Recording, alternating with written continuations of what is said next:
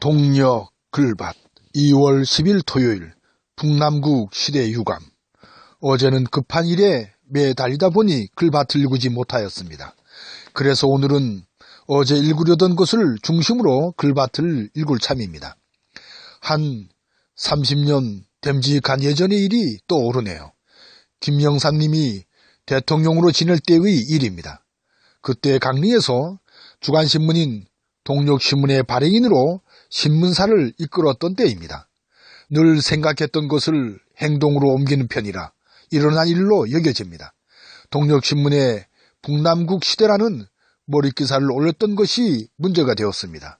이 일로 빨갱이로 몰려 조사를 받고 풀려났던 적이 있었습니다.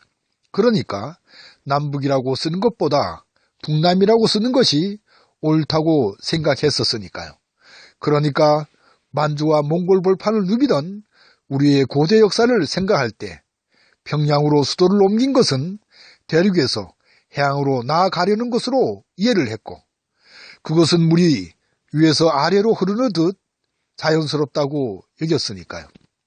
물론 지금은 어떻게 쓰던 그게 중요한 것은 아니라고 여기지만 말입니다. 우리는 오랜 역사를 가지고 있습니다. 커다란 하나의 나라일 때도 있었고 두 나라, 세 나라로 갈라져 있을 때도 있었습니다. 한자어를 빌리면 남북의 이국 시대요, 세 나라의 삼국 시대입니다. 바로 지금이 남북국 시대요, 북남국 시대입니다. 그래서 오늘 이 분단의 시대에 살면서 마음 깊이 잠겨있는 유감을 꺼냅니다.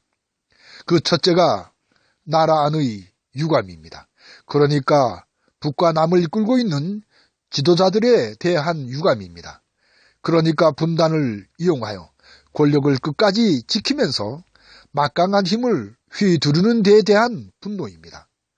통일에는 아예 관심도 없는 권력 이론에 충실했던 독재자들이 많았으니까요. 둘째로 나라 밖의 유감입니다.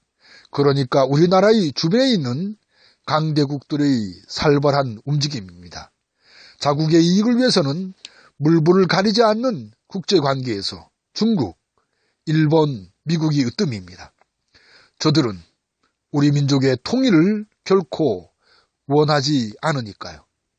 여기에서 중요한 점은 북한은 알 수 없고 남한의 어떤 백성들은 북한을 주변 강대국이 하듯이 증오의 대상으로 삼고 있다는 점입니다.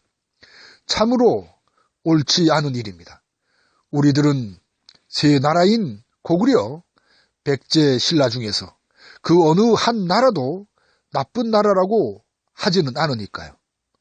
돌이켜보면 이러한 유감은 늘 잊지 않고 가지고 있던 생각입니다. 지난해 3월 13일에 촛불혁명은 이렇게 해서 3월 22일에 이즈음의 우리들은 에서 12월 12일에 중동과 한반도의 갈등을 넘어해서 잠깐씩 이야기를 꺼냈으니까요. 이제 분단을 걷어내고 통일을 이루어야 할 때에 이르렀습니다.